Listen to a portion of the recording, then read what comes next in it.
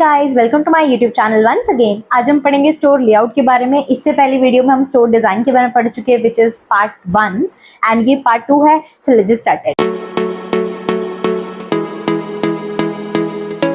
चलो जी, store design का मैंने मतलब समझाया था कि उसका एटमॉस्फेयर कैसे है, ठीक है जी। अब यहाँ पे स्टोर लेआउट का मतलब क्या होता है कि किस तरीके से जो स्पेस है, यानी कि अंदर स्टोर का जो स्पेस है उसको जो है क्रिएट किया जाता है या फिर उसको मैनेज किया जाता है ताकि कस्टमर सेटिस्फाई होकर जाए, ठीक है जी। It is the plan that shows how the space in the store will be used, right. चलो जी, नेक्स्ट आता है टाइप्स ऑफ स्टोर लेआउट। कितने टाइप के स्टोर लेआउट होते हैं? 4 मेन टाइप के होते हैं। फर्स्ट इज फ्री फ्लो, ठीक है। फ्री फ्लो का मतलब है, नाम से ही समझ में आ रहा होगा कि जो मर्चेंडाइज है वो वन लाइन, मतलब एक ही लाइन की प्रोडक्ट नहीं होती है, वन प्रोडक्ट लाइन जिसको हम बोलते हैं, ठीक है जी। और यहाँ पे कस्टमर जो है वो फ्रीली मूव कर सकता है, ठीक है। फॉर एग्जाम्पल आप ये समझो कि एक स्टोर है जिसमें जैकेट है, उसमें पैंट है, उसमें टी शर्ट्स हैं, शर्ट्स हैं, ठीक है जी। वन लाइन कैटेगरी है। जो पर्सन है वो इधर भी मूव कर सकता है, इधर भी मूव कर सकता है, अपनी मर्जी से कहीं भी जा सकता है। तो इसके एडवांटेजेस ये है कि एक तो कस्टमर ज्यादा आने के चांसेस है, उसके बाद वो इंपल्सिव बाइंग करेंगे कि बहुत जल्दी जल्दी खरीद भी लेंगे, उनको नहीं भी चाहिए होगा तो भी खरीद लेंगे, उनकी हर जगह नजर जाएगी, कहीं भी किसी भी एरिया को स्किप करके वो जा सकते हैं, ठीक है जी। लेकिन दिक्कत कहाँ आती है कि अगर ज्यादा प्रोडक्ट आ गए तो वो कहीं ना कहीं कंफ्यूज हो सकते हैं, ठीक है जी। ये भी एक दिक्कत आती है। चलो जी, नेक्स्ट आता है स्ट्रेट डिजाइन या ग्रिड, ठीक है। ग्रिड से समझ में आ जाता है, राइट। तो इसमें क्या होता है, बेसिकली एक स्टोर है, ठीक है, उसमें लंबे लंबे ना, मतलब रोज एंड कॉलम्स की फॉर्म में रैक्स या शेल्फ्स लगे हैं जिसमें प्रोडक्ट्स आपके प्लेस है, कोई भी आपके हैं। फॉर एग्जांपल कोई भी प्रोडक्ट है, नमकीन बिस्किट्स हैं या किसी भी तरीके का, फॉर एग्जांपल सुपर मार्केट या फिर किराना स्टोर, ठीक है जी। तो यहाँ पे क्या है, ग्रिड्स बने हुए हैं। तो कस्टमर यहाँ से जाता है, यहाँ के प्रोडक्ट्स देखता है, इधर के देखता है। तो यहाँ पे 2 ऐसे शेल्फ्स हैं, यहाँ चलेगा बीच में पाथ में, फिर वो पीछे की तरफ मुड़ जाएगा इस शेल्फ में, फिर इस वाली शेल्फ के पीछे भी एक शेल्फ है, समझ में आया। तो बेसिकली ये यहाँ आ गया। अब यहाँ से भी कस्टमर मूव हो रहा है, तो कस्टमर ऐसे ऐसे मूव कर रहा है, समझ में आ रहा है। तो यहाँ पे दिक्कत ये भी आ सकती है कि ये ज्यादा अट्रैक्टिव भी नहीं लगता कई बार। आप ये कह सकते हो कि ये बड़े स्टोर में दिक्कत भी करता है, ठीक है जी। और दिक्कत यहाँ पे ये भी है कि कस्टमर ज्यादातर वही चीज लेकर जाएगा जो उसको चाहिए, तो वो इंपल्स बाइंग कई बार नहीं भी करता है, ठीक है जी। और कस्टमर ढूंढता रहता है कि मेरे को मेरी चीज जो नीड की चीज है वो कब मिलेगी। नेक्स्ट आता है जहाँ पे रेस ट्रैक या फिर लूप डिजाइन, ठीक है जी। लूप से समझ में आ रहा है, यानी कि एक जगह आप स्टार्ट हुए, दूसरी जगह आप आके खत्म हो। तो ये जो है ये किस तरीके से बना होता है कि आप एक जगह से शुरू होते हो और फिर पूरा स्टोर में ऐसे ऐसे करके मूव करके उसी जगह पे आके खत्म कर देते हो, ठीक है जी। तो बेसिकली यहाँ पे अच्छा क्या है कि चांसेस है कि कस्टमर जो है वो बहुत कुछ खरीद करके जाएगा, ठीक है जी। जैसे यहाँ से आया कस्टमर, ये ज्यादातर रेक्टेंगल या फिर स्क्वायर या फिर सर्कुलर की शेप में होता है। यहाँ से आया, यहाँ मुड़ा, यहाँ वाले प्रोडक्ट्स भी देखे, फिर यहाँ आया, ये वाले भी देखे, फिर यहाँ आया, ये वाले भी देखे, ये वाले भी देखे, एंड फाइनली बाहर आ गया। तो यहाँ पे चांसेस ये है कि कस्टमर जो है ज्यादा खरीद के भी जाएगा, पर यहाँ पे दिक्कत हो सकती है, ओवर क्राउडिंग हो सकता है, ये हो सकता है कस्टमर को मजा नहीं आ रहा है, ये हो सकता है कस्टमर को अच्छा नहीं लग रहा कि लंबा पास लग रहा है, मान लो उसको पूरा घूम के जाना है, ठीक है। अब ये है कि उसको लग रहा है इतनी दूर मैं कहाँ जाऊंगा, यहाँ पे पूरा क्रॉस कर करके मुझे चीज चाहिए कुछ और उसके लिए मेरे को पूरा पास जाना है। तो कई बार कस्टमर कहता है कि छोड़ यार अगली जगह चलते हैं, ठीक है जी। लास्ट आता है स्पाइन लेआउट। ये सबका मिक्सचर है। ये स्मॉल स्टोर्स में जनरली होता है कि आप यहां से शुरू है, मतलब ये एंट्रेंस है, ठीक है जी, ये एंट्रेंस है, यहां से आप चले चले चले चले और यहाँ पे एग्जिट है। तो मतलब एक ही पाथ में आप जाओगे। तो यहाँ पे सबसे ज्यादा फायदेमंद क्या है कि कस्टमर हर चीज को देखते हुए जाएगा, क्योंकि एंटर के बाद एग्जिट का एक ही रास्ता है, ठीक है। जो भी आपको प्रोडक्ट्स आपने यहाँ रखे हैं आपको सब कस्टमर को दिखे जा रहा है। नेक्स्ट आता है consideration for a good store layout, ठीक है। तो गुड स्टोर लेआउट के लिए चीजों को अच्छे तरीके से मैनेज करने के लिए हर एक चीज के लिए कौन सी चीजें ध्यान रखनी चाहिए। First is value of space. Value of space का सीधा साधा सा मतलब समझो कि वो कहते हैं कि जहां पे कस्टमर खड़ा होगा ना, जहां कस्टमर ज्यादा है वहां पे स्टोर की वैल्यू ज्यादा है। तो ज्यादातर क्या होती है, एंट्रेंस पे ज्यादा, मिडिल में थोड़ी कम, लास्ट में और कम, ठीक है जी। तो जनरली क्या करते हैं, जो इंपल्स बाइंग वाली चीजें हैं वो स्टोर्स आगे रखते हैं, जैसे मान लो फॉर एग्जांपल चॉकलेट्स, और जो डेली बाइंग वाली है वो पीछे रखते हैं। क्यों? क्योंकि ताकि जो मान लो मेरे को ब्रेड चाहिए या मेरे को दूध चाहिए, मैंने पीछे क्यों रखा, मैंने पिछली वीडियो में समझाया था। क्यों? क्योंकि कस्टमर जो है ना वो पूरा घूम के जाएगा, और हो सकता है कि पीछे जाते तक उसको एक आधी चीज और दिख जाए जो उसको लगेगी चल यार ले लेते, ये भी घर में खत्म हो रखी है। समझ में आया। नेक्स्ट आता है आपके पास स्पेस यूटिलाइजेशन एंड एलोकेशन। आप जो स्पेस यूटिलाइज कर रहे हो और जो एलोकेशन कर रहे हो वो इस तरीके से करो कि आपके कस्टमर अच्छे से चल के भी जा रहा है, आपका जो स्पेस है वो ये भी नहीं हो रहा कि वेस्ट हो रहा है, ठीक है, कि कस्टमर उस रास्ते पे जा ही नहीं रहा। तो आप इसको किस तरीके से अच्छे तरीके से यूज कर सकते हो कि जो 2 तरीके का स्टोर बढ़ता है, ठीक है, दो पार्ट्स में बढ़ता है, एक होता है सेलिंग एरिया, एक होता है नॉन सेलिंग। सेलिंग में जहां पे सारे प्रोडक्ट्स वगैरह मर्चेंडाइजेस आपके रखे जाते हैं। नॉन सेलिंग एरिया वो एरिया होता है जहां पे आप सेलिंग नहीं करते, जैसे आपने स्टोरेज कर रखी है, आपके वॉशरूम बने हैं, तो आप किस तरीके से यूटिलाइज करोगे, वो एरिया बनाओ आप कम, ठीक है जी।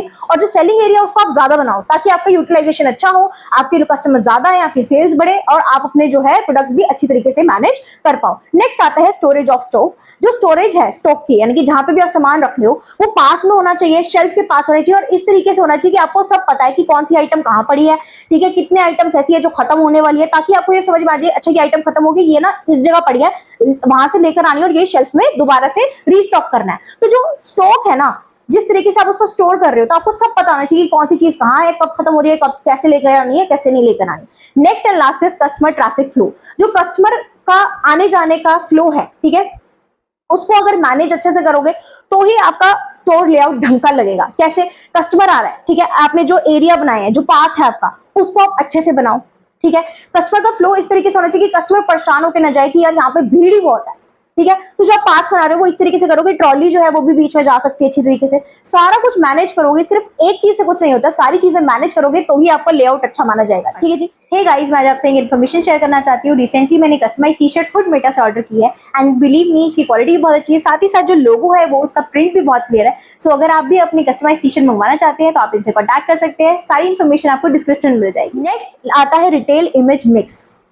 इमेज से समझ में आ रहा है छवि, किसी चीज की छवि, ठीक है जी। So it means overall impression a store creates in the customers mind. मान लो मैं कहीं कुछ खरीदने जा रही हूँ तो उसका इंपैक्ट मेरे ऊपर कैसा आ रहा है, ठीक है, उसको हम बोलते हैं रिटेल इमेज मिक्स, ठीक है जी। इसमें ये सारे जो कंपोनेंट्स है, ये एलिमेंट्स है, ठीक है, ये डिसाइड करते हैं कि मेरे दिमाग पे जो है इसका क्या इंप्रेशन आएगा, क्या पोजिशनिंग होगी इसकी, ठीक है जी, क्या इमेज बैठेगी। फर्स्ट आता है टारगेट मार्केट। जिस तरीके का आप प्रोडक्ट बेच रहे हो, ठीक है, अगर आपको लगता है कि आप जिसको टारगेट करना चाहते हो उस तरीके के प्रोडक्ट्स आप बेचो। फॉर एग्जांपल, आपको अगर लगता है कि आप ज़ारा प्रोडक्ट्स बेच रहे हो तो आपको ये चीज पता होनी चाहिए कि आपके टारगेट कस्टमर कौन है, जो आज के हम जेनजीज हैं, ठीक है। अगर आप कोई ऐसा और कोई प्रोडक्ट बेच रहे हो जिसको आपको लगता है, फॉर एग्जाम्पल अगर आप सॉरी वुमेन हेल्थ केयर का कुछ बेच रहे हो, ठीक है जी, एंड वो जो है वो फॉर एग्जाम्पल 30+ चीजें हैं आपके जो भी प्रोडक्ट्स आप बेच रहे हो, तो वहां पे आपका टारगेट ऑडियंस भी अलग होगा।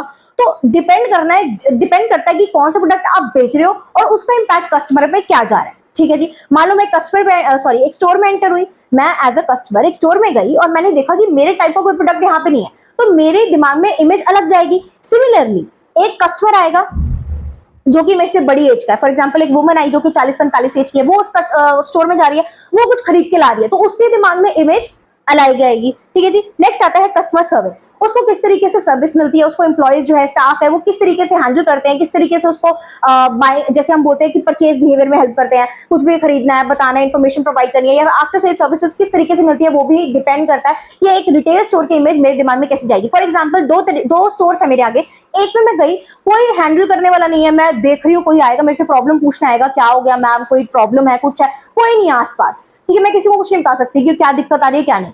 सेकंड में जा रही हूँ, सेकंड में आ रहे हैं मेरे पास, मैम कोई प्रॉब्लम है, कोई इशू है, अच्छा ये प्रॉब्लम है, मैं अभी आपको ठीक करवा देता हूँ, 5 मिनट में प्रॉब्लम खत्म। या मान लो मुझे कोई सामान नहीं मिल रहा, तो सर मुझे ये सामान नहीं मिल रहा, अच्छा मैम ये उस कॉर्नर में है, ठीक है। मान लो कोई सामान लेकर गई, वो सही नहीं था या कुछ भी था, सर मुझे ये प्रॉब्लम है, अच्छा मैम आफ्टर सेल सर्विसेज वो इस तरीके से प्रोवाइड करेंगे, कोई बात नहीं मैम हम आपको प्रोडक्ट चेंज कर देते हैं, कोई बात नहीं मैम डिफेक्टेड है तो हम क्वेरी डाल देते हैं, ठीक है। और दूसरे वाला जो स्टोर, जो पहले वाला मैं जिसमें गई थी, उनके पास ना कोई मतलब कोई करेक्टिव एक्शन है, ना वो कोई हेल्प कर रहे हैं, ना आफ्टर सेल सर्विसेज, ना पहले ना बाद में, कोई फायदा नहीं है। तो दोनों की इमेज मेरे दिमाग में अलग बैठेगी, राइट। नेक्स्ट आता है प्राइस, कि किस प्राइस पे वो बेच रहे हैं, वो भी कंज्यूमर पे इंपैक्ट डालता है। अगर कोई चीज लगेगी कि बहुत ज्यादा हाई प्राइसेस में है, तो वहां पे हम मान के चलेंगे कि यार ये तो बहुत प्रीमियम है, जैसे कि एप्पल स्टोर, ठीक है, तो हम उसको प्रीमियम कंसीडर करते हैं, तो हर किसी के दिमाग में उसका अलग इंप्रेशन आएगा।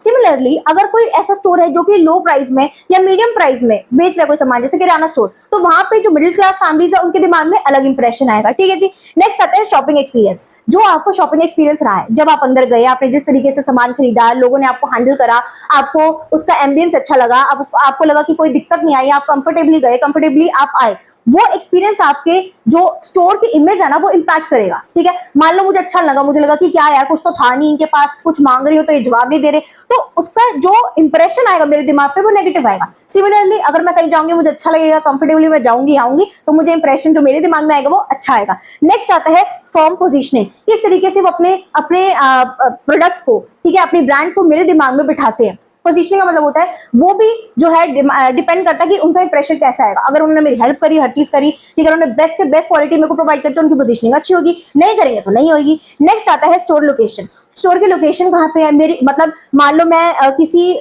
सॉरी मैं जिस एरिया में रहती हूँ उसके आसपास मार्केट है, अगर तो वहां पे है, ठीक है, तो वो अच्छा इंप्रेशन डालेगा, मुझे लगेगा कि हाँ यार कुछ भी नहीं होगी, मैं चली जाऊंगी। अगर किसी एक लोन एरिया में, ठीक है, एक ऐसी जगह जहाँ पे कोई है ही नहीं, तो आइसोलेटेड एरिया में तो मैं नहीं जाऊंगी, तो वो भी इंप्रेशन डालता है, ठीक है, कि मैं वहां पे जाऊंगी, खरीदूंगी या नहीं खरीदूंगी। Next is promotional tools. Promotional tools किस तरीके से है, यानी कि क्या वो मेरे को डिस्काउंट प्रोवाइड कर रहे हैं, उनकी एडवर्टीजमेंट आती है नहीं आती, ठीक है जी, और क्या क्या चीजें वो मेरे को प्रोवाइड कर रहे हैं, जैसे उनकी पब्लिसिटी कैसे है, वो भी मेरे दिमाग पे इंपैक्ट डालेगा। सोचो मैंने किसी ब्रांड के बारे में उल्टा सीधा सुन लिया तो मैं खरीदने शायद नहीं भी जाऊं, ठीक है, या फिर मुझे लगा कि नहीं यार, मतलब मुझे डिस्काउंट भी नहीं दे रहे हैं, मुझे कोई और सर्विसेज भी नहीं दे रही है, कोई और दूसरा स्टोर जो है, ठीक है, ये लगा लो कॉम्पिटिटिव एक दूसरे के, और जो दूसरा है वो मुझे डिस्काउंट दे रहा है, मुझे ऑफर्स दे रहा है बाय वन गेट वन का, तो मैं उनके पास में भी चली जाऊंगी, ठीक है जी।